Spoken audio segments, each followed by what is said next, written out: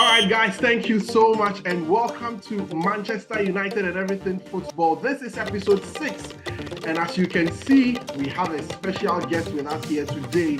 My name is Kwame, and I'm here with my co-panelist, my co-host, Kwame Nchubu, and we are joined by our very, very good friend from series, Yao Opotulabi, popularly known as Carl. Thank you so much, bro, for joining us. But let me get to Kwame. Thank you, guys. How are you doing?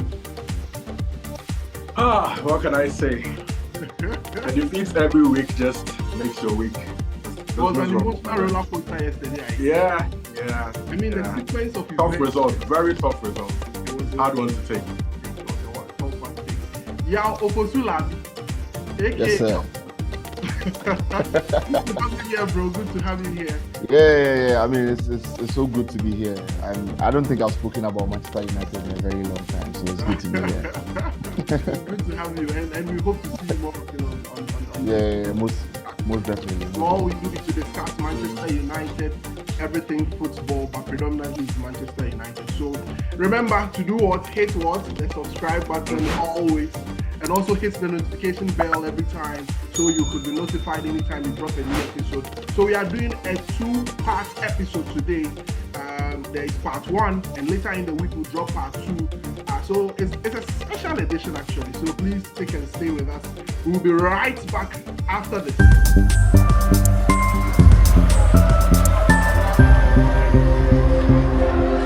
Thank you so much and welcome back once again to United and Everything Football. Well, yesterday we played against Arsenal at the Emirates, and last week Kwame and myself were discussing whether we would be able to, end, I think, about a 6 or 7 game drought there. I think we've just drawn once in the last 5 or 6 games at the Emirates. Every time we've gone there, it's ended in a defeat. Arteta seems to have our number. He's beat Ole, beat Ragnick, and done it twice over Eric Ten Hag now. And it's not looking good for us, especially in our away games against the top 10 teams in England. And it's something that I'm sure we'll be looking at today. So let me start with Kwame. Mm-hmm. What happened yesterday? I just can't express my mood. The swish. At one point, I was all over my room, jumping over Garnacho's goal. At another point, I had to relax and wait to see what was happening, and then the VAR had to chop the goal off. Then in the next few minutes, Arsenal had to get the second goal, and it felt like January all over again. I don't know how you felt, Kwame. Football will be the end of us. Football will be the end of us. See, a roller coaster of emotions. One moment we think we've stolen it, and then the next moment is just anguish and despair. But then, hey, that's just how it goes, I guess. But then, see, what really happened? What really happened? I don't know. It's like you said, it's just a throwback to what happened in January. We just couldn't see the game out. We lost concentration at the last minute. Some may say we're unfortunate to have considered the way that we did, but then we shouldn't even be hanging on for a result at that particular point in time. As Manchester United, we should have been doing more to try and win the game or see it out in better fashion than we actually did. So we had it coming. In the end, we had it coming, and what happened just happened. let me get to Yao. Yao has been quite critical of the coach, our style, our football, and everything. Yeah, what do you think really went wrong? You've been very critical of the coach. So let me just start with what went wrong. I think that Arsenal were really, really good on the day, and it looked almost as if they were just waiting for us to hit them so they give us a reaction, and that was what happened. I mean, after Rashford scored, the immediate response just showed us that they just knew how to do it, but then they were waiting for us to just come out and play, and we're going to catch us. But I mean, I wasn't happy with some of the officiating that went on, but I mean, that's how England has become. Sometimes the officiating goes your way, sometimes it doesn't. I mean, the officiating actually went both sides, because if we are going to go by the rule book, then, there should have been a red card for Lindelof, there should have been a red card for Saka. but it all didn't go our way. And so whatever it is, I just feel like we just need to start playing football again. I don't think what we are doing now is playing football. The whole idea of sitting back, hitting on the counter, it could go bad. And like we saw yesterday, especially when they went 2-1 up, and then we were trying to now chase the game, and then they just hit us on the counter, which was 3-1. It just didn't go too well for us. And I feel like maybe if we start building something for ourselves, a style of play and everything, it could potentially help us much more than actually having to play reactionary football. But one would say that anytime you go away to Arsenal, it's classic counter-attacking football. Ever since from the days of Sir Alex Ferguson, we soak the pressure and then we hit them on the break. And so me in particular, I wasn't so much surprised, and I wasn't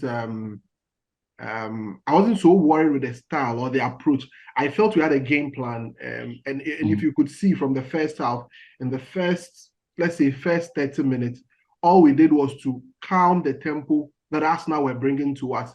Anytime they tried to rush the ball, we get it from our own half, and the statistics were out. We had more possession than them, but we had more possession in our half and all of that. So, don't you think it was more of a strategy of how we wanted to contain a very pressing and strong Arsenal side? So you see that's the thing.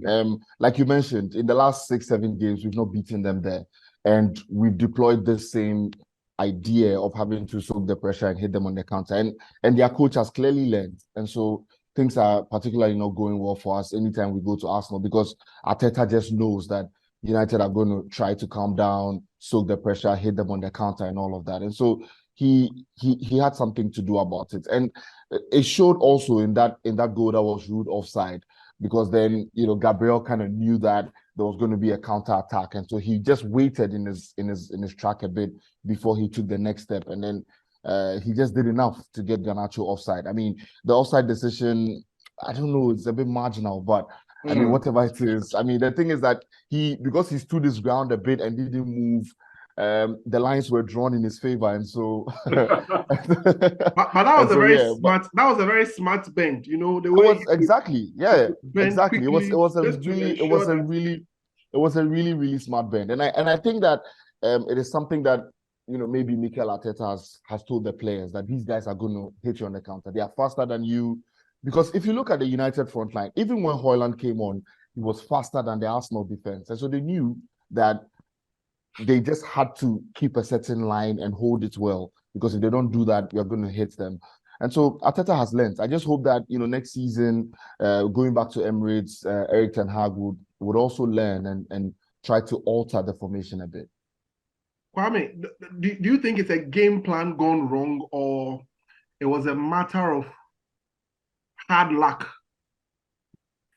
For me, I felt it was a game plan that was almost well executed, but we just couldn't see it off. I don't know about you. I think personally, I think the plan worked to perfection.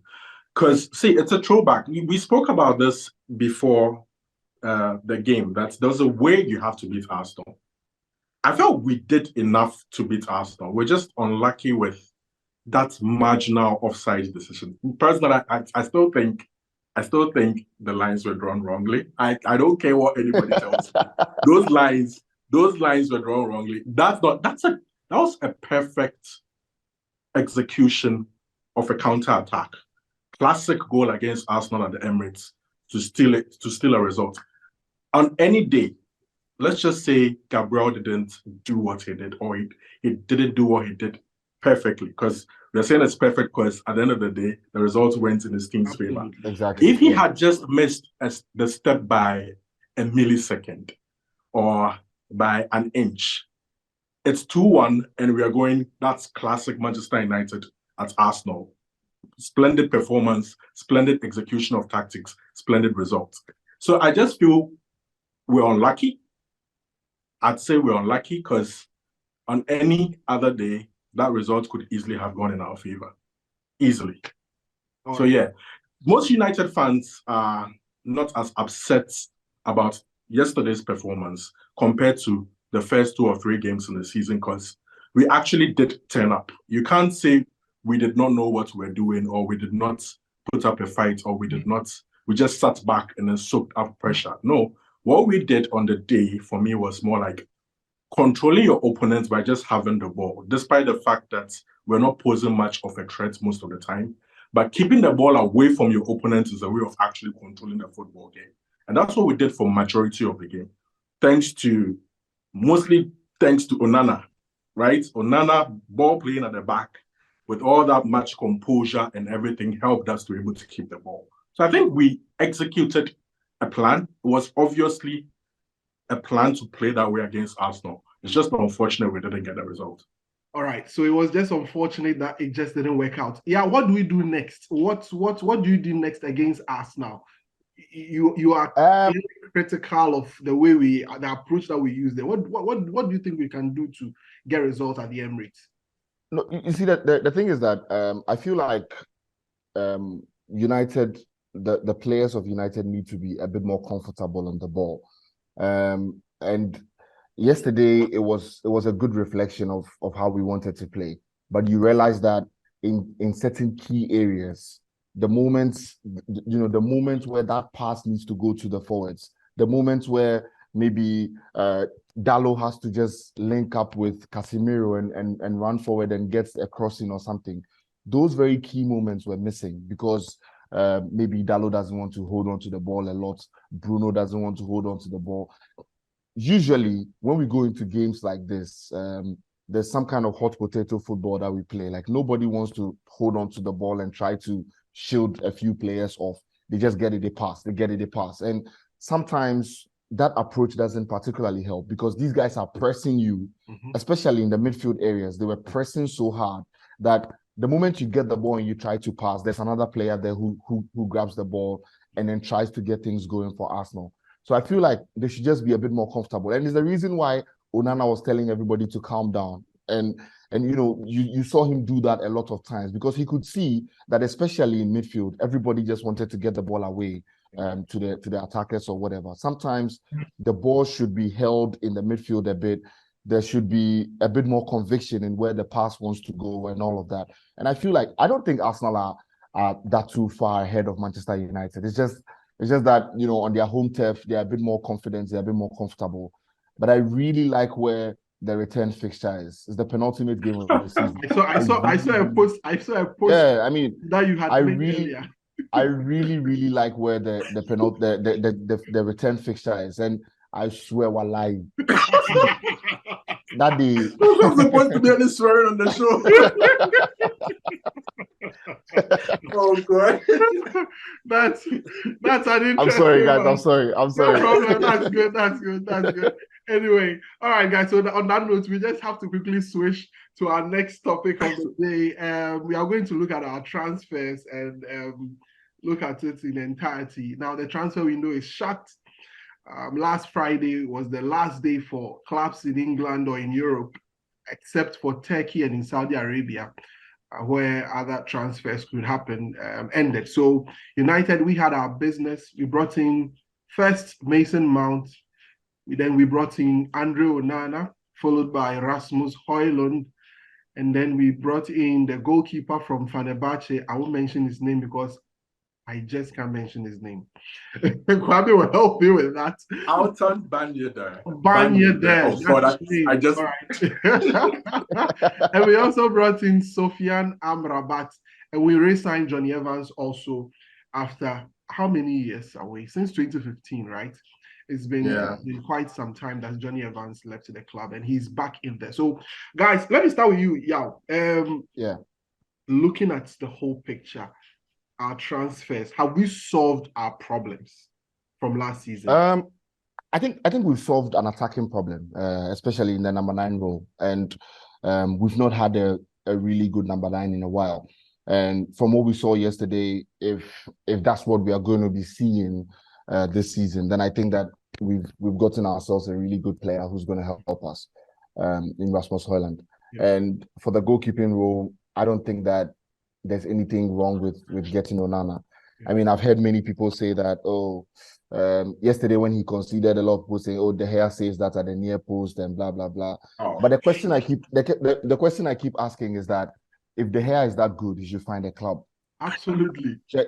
It's exactly what I've been telling Kwame. The whole of world football knows that this guy is free and nobody wants him. Not even the Saudi clubs want him. Exactly. It should send a signal to everybody. And so let's Yeah, just allow. he stayed like 3 years too long, I guess. Exactly. Let's just allow Onana to do what he has to do. I think that he's good enough for that United role. So Onana, Højlund, I'm yet to see Amrabat. But if what I saw at the World Cup and what I saw for Fiorentina in the dying stages of the Conference League is what he's going to give us, then it is also another problem solved in that number 6 role. Because lately, Casemiro doesn't like playing in the number 6 role. He likes to go forward and all of that. So he sits and then he helps the team.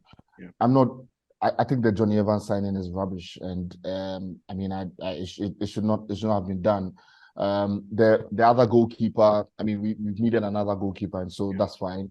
And so I mean, maybe the window 7/10 would do for me. Mason Mount, you have to talk about Mason Mount. I mean, so you see, there's I would have been surprised. I was just quiet listening to Yao, and he had made an analysis of everyone and had left out me. So I thought he was reserving him for last, but clearly it looked like they killed Yao.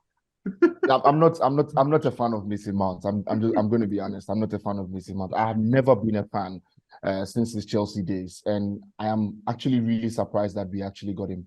But like I said earlier, if Amrabat is going to be in that number 6 role, and we know that he's going to give us that energy and block the passes that are going to go through that channel, then maybe Mount can start moving up front like he loves to do, and then try to change things there for us, especially in that attacking role. I'm looking to see what he does with Bruno, trying to link up and those quick passes and the shots and all of that. But I mean, the reason why I left him out is that I'm not really a fan of Mason Mount. I'm just waiting to see. I just so wait, you're not even going to talk about him? No, I wasn't actually. I wasn't. And what kills me is the number 7 shirts they gave him. It kills me. No. You're clearly not a fan of Mason Mount. But Kwame, I'll start with you on Mason Mount. We've had our discussions as to what he brings to the team. When I'm analyzing our transfers, I look at it. That's why I asked you whether we've fixed any problem. I look at it from what the coach says, what he intends to do, and whether the players he's signed are going to fix those specific issues that he's identified. Clearly he talked about the fact that he wanted to play transition football. I think in our first 2 episodes, Kwame tried to explain what transition football is, because people try to confuse that with counter-attacking football, of which clearly there is some distinction and all of that. So clearly he wants his team to be able to, quickly translate defense into attack and all of that, quickly move the ball forward and all of that. That's clearly why perhaps he's signed in he's brought in certain key players and all of that. So that's my thinking. Kwame, I don't know which lines you are thinking with regards to the signings that was made, but I'll start with Mason Mount. All right, so I look at it in 2 ways. Okay. First of all, it's what Kawawa Yao discussed earlier, the point he made earlier, in the sense that we've addressed certain positions by signing certain players. The question is whether those players are actually the right players. The other way to look at it is, who did we lose in that midfield? We've lost Fred, and we intended to actually sell or let go of Donny van de Beek. We've brought in 2 midfielders in Sofiane Amrabat and Mason Mount. By all accounts, I feel Amrabat and Mount are upgrades on Fred and Donny van de Beek. So if you look at it from that angle, I feel these are better players, and these players would serve us better. Most people are not fans of Mason Mount. That's fair. I'm not even the biggest fan of Mason Mount.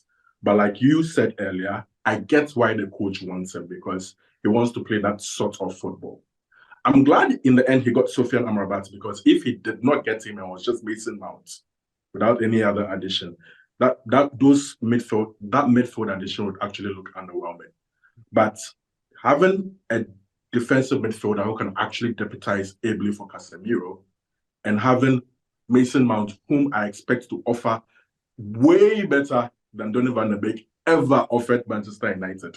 I think those are improved, better additions. So yeah, that's okay. And in defense, like you said, Johnny Evans, nobody understands why Johnny Evans is there. I've seen Yao make some argument on Twitter. I'm going to bring it up that if we're ever going to sign Johnny Evans, we should rather have given Eric Bailly a chance. As we speak now, Eric Bailly has been transferred to Besiktas in Turkey. I just read it on my screen. It's a here we go from Fabrizio. He's gone. He's a goner. Okay. But then bringing back a player like Eric Bailly was also a no-no for me because the best attribute of any player is actually availability. Let's not forget, this is a player who went to Marseille, right, and missed 18 games from injuries and suspension. The guy had a dead leg. Yeah. A dead leg, you return from a dead leg the next game. He was out for 11 matches. This guy would play for Manchester United and spend the next 3-4 months on he was just a no-no. But then getting Johnny Evans instead of just Johnny, I don't know what Johnny Evans is doing back at Manchester United. It's just a weird one. But then besides that, I think all the other signings make sense to me. So yeah, let's give it you give it a 7? A 7 over 10?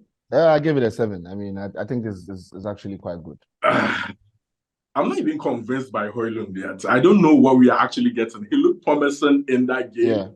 Yeah. But we all wanted the big name, Harry Kane. Harry Kane. Yeah. I mean, I really, really wanted Harry Kane, but I mean, I think that we dragged our feet a bit. If we had gone in with maybe because if we bought Højlund for 72 million and then we realized how much Kane went for, which was 86 million, I think. Then we know that if we had pushed a bit, we could have gotten him for around that figure. But I mean, sometimes these things happen. And then, salary, exactly. But the other dynamics that's what Kwame is trying to talk about. The salary and the man involved. Yeah, exactly. I understand, but I think that from what I've seen from Rasmus Højlund, he's going to help. Yesterday I was looking at Michael Owen make a few analysis on how United's attack works, and he was talking about how we usually leave spaces in the areas where the actual number 9, like the natural number 9, you would instinctively be. And Rashford, there was a certain game where Rashford was supposed to run in and then he ran to the wings because that's naturally where he's supposed to be, and so he ran to the wings. Then there was nobody in the center of the 6-yard box where he should actually be and get the goal scored. And so I think Højlund gets into those positions. Yesterday, we saw the runs that he was making into those positions, which were quite good to see. And so for Højlund, I mean, I have no doubt in my mind that he's going to help. I mean, if he gets 10, 12 goals this season, that's fine with me, because for a 20-year-old getting into Man United. Wait, in the league or overall? No, I think overall. No, not in the league. Oh, come on. In the league, it's going to be hard. It's going to be hard in the league. But looking at the amount of chances we create. Exactly. I was coming to that. I was coming to that because I'm saying that with the amount of chances we create, with how he attacks the goal area, I think that he will score. I think that he will score a lot more. I just don't want to give him a larger number and then he's not able to. You're just trying to be modest with your. I'm trying to with my targets. Right. I mean, Kwame actually gets 20 to 25 goal season. Yes. That's what Kwame is saying. And why not? I mean, he's a 20-year-old. It doesn't matter. How old is Haaland? That's I mean, Haaland is a generational talent. Kwame, you must look at things in perspective as well. Even when he's been in Italy, in Atlanta, the whole season, I mean the whole football season, I think he's got about 18 goals. That's for club and country, and so clearly it looks like a player that is promising, but. If you put that weight of expectations on him, Kwame, the club that he's Kwame, Wayne Rooney hadn't scored buckets for Everton when we signed him. He hadn't. When he came to Manchester United, he announced his presence on the global scene in grand style, and he never looked back. Ended up as our all-time leading scorer. If you pay £72 million for someone who is supposed to be Manchester United's number 9, we should expect goals. All right. It's the same way we've lowered our expectations for the likes of Sancho. We'll get to Sancho. The likes of Sancho, the likes of Anthony, and they are not getting the numbers that we actually need. Them to. Højlund needs to score goals for Manchester United if we are going to actually achieve stuff this season. All right. He really has to. All right. No, So but I think he'll score. I think he'll score. He will. All right. All right. Okay. So we need Højlund to help Rashford in that department, and we need Bruno firing again. Bruno should start scoring. Cry baby Bruno. Too much.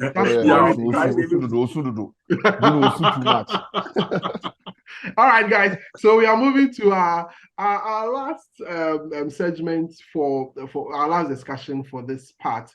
Yesterday, right after the game, the coach was asked why Sancho and McTominay were not part of the team, and the coach responded by saying that McTominay was ill, but for Sancho, we dropped him because in the course of the week in training, he didn't meet the standards. A few moments later, Sancho dropped the bomb, saying all sorts of things, that the accusation or the things that we are reading in the media is not right, and he's being made a scapegoat, etc., etc. So, guys, let's look at this. Let me start with you, Yao. Start with Kwame. Start with Kwame, right? You want to hear from Kwame? I'm going to lay into JD Sancho, I tell you. Kwame wants to start. All right, Kwame, let me start with you. I don't know. When I was on a WhatsApp platform when someone dropped it, so people drop a lot of parody accounts and statements and all that. So I wanted to be sure. So I had to tap the name to see the following and the verification to be sure that this guy, has he forgotten the headmaster he's dealing with? Has he forgotten So you actually didn't even believe it came from Jadon Sancho? I didn't believe it. No, I had to be sure because given everything that had happened, I mean, from last year, he dropping in levels, he being taken out of the team, he being sent away, having an arm around him, trying to bring him back and all of that. I was really surprised. Kwame, what do you make of this whole statement? All right, so I'd first like to start by informing those who do not know that Jadon Sancho is currently the highest earning player at Manchester United, and he's not even a starter. He's on 350K a week, as reported by many people. And he hasn't done anything since we actually signed him from Borussia Dortmund to justify his wages. I mean, I said it prior to this season that it feels to me like he's even on borrowed time. Yeah. Even the position he was made to play in preseason, I just said to myself, he's never going to actually play there when the season starts. It's sort of the manager sending a message to him that he's actually surplus to requirements. And if you believe some of the reports that were coming out before the start of the season, he was even willing to sell him. Yeah. It's just that, unfortunately, we are short in numbers up front. Mason Greenwood did not come back into the club. He wasn't going to get money to bring in another forward. Yeah. He just had to compromise and then settle for him. But it's clear that first of all, he's not his type of player. Mm-hmm. He's given him every opportunity, like you said before, last season. He gave him a boot camp to try and sort of sort his form out. Yeah. Yet, when he did return, still we did not see the Jadon Sancho we're expecting to see. And we're just waiting. And then some people talk about the fact that Anthony has been preferred to him. But then when we do look at the stats critically, he's played as many games as Anthony has. Yeah. Yet he hasn't put up any numbers that are significantly different from that of Anthony. We watch him every week. Jadon Sancho doesn't put in the work, both offensively and defensively. He just doesn't look, he's just a nice, tidy player, but then he's not explosive enough. He doesn't apply himself as well as he should. If we're being fair, being critical, not even overly critical, just simply critical. He's been a flop so far for £72 million. This is his third season, and he hasn't even gotten started yet. We've seen other players get this treatment from Erik ten Hag, the likes of Garnacho, right at the start of last season, came into preseason. The manager said he wasn't applying himself properly. When the boy got his chance from the off, we saw that this is a boy who has the desire and the will to be able to make a name for himself at Manchester United. Aaron Wan-Bissaka hadn't kicked the ball till December, if you actually remember. He was at some point, Malacia was playing right back, a left-footed player ahead of Wan-Bissaka. But how did he respond? When he had his chance right after the World Cup, fortunately, Dalot got injured. I think Dalot got injured just in the last game of the World Cup. He got his break and he took his chance immediately. You see Jadon Sancho come on and he doesn't give anything. He loses the ball easily. He doesn't track back. His shoulders just drop. What else should we do? The manager showed him good love last season. He's shown him tough love this season. And the first thing the boy does is run to social media. Yeah, let me see if I could go on and on about this if you actually do allow me to. Let's just hear your take on this. So first of all, I mean the shirt you're wearing, Kwame, the United shirt you're wearing, last season, at the start of last season, I got mine. And then, very silly of me, I put Sancho's name behind it because I thought it was Sancho's season, and and it didn't happen. And this season, I actually have a picture wearing that shirt and everything, and then this happens. And so, I'm actually very distraught about it. I think that Sancho is just one of those players who needs to get their acts together. The thing is, if everybody is going to be honest and truthful about the way the boy plays, they're going to know that it's just not working out. Yeah. He's just not the player he used to be. And it is not the club's fault. It is not the fault of any of his players. It is not the fault of the coach. It is just him as an individual who has just not been able to get it going. I was watching exactly. I was watching a podcast the last time, and some of his own people from London who he kind of grew up with were actually calling him out, saying that they can't keep defending him if this is the kind of performances he's going to put out week in and week out. And it's actually quite appalling. And for him to come out and say some of these things, I don't think that is the best. And you see, the thing about United is that now we have injuries. And so the team looks like there are holes in it. But imagine this United team with a full squad where there are the likes of Ahmad, Pelistri, there's Kobe Mainu, there's everybody in the roles where they are supposed to be in. Sancho could potentially be a fourth choice winger, and he's the highest paid player at the club who could go down to the fourth choice because now every time we've played Pelistri, he's been very direct, he's been very smart on the ball. Ahmad comes in with a different skill set that United will need in certain games that Sancho would not give us. And we've even tried to play Sancho in the number 10 role. It still hasn't worked. And so what else can you do for a player? He's played like across the front line. He's played as a fourth line. He's played as a number 10. He's played at left wing. He's played at right wing. I mean, exactly. And you see that the thing about the comparison with Anthony is what annoys me the most, because it's just poor whataboutery about the whole thing. Because the fact that Anthony could be on the pitch and not do much in terms of being an offensive player. That's what he's supposed to do. He's not doing that. But he gives us something really different that Sancho does not give us when Sancho is on the pitch. You understand? If Anthony loses the ball, he tracks back to try to get it. How many times does Sancho do that? And Sancho loses the ball a lot. Yes. He loses the ball a lot. Anthony always tries to get the ball back. Anthony is always helping Bissaka on that right-hand side. And so you know that there isn't too many times that a goal is going to come out to the right. And the thing is, many coaches look at different things when they are picking players. And so Anthony may not be the guy who's scoring goals, but he's the guy who's helping Bissaka defensively. And also, what Erik ten Hag said was that the guy was not training properly. If you are going to use Anthony's form on the pitch, then you are actually wrong.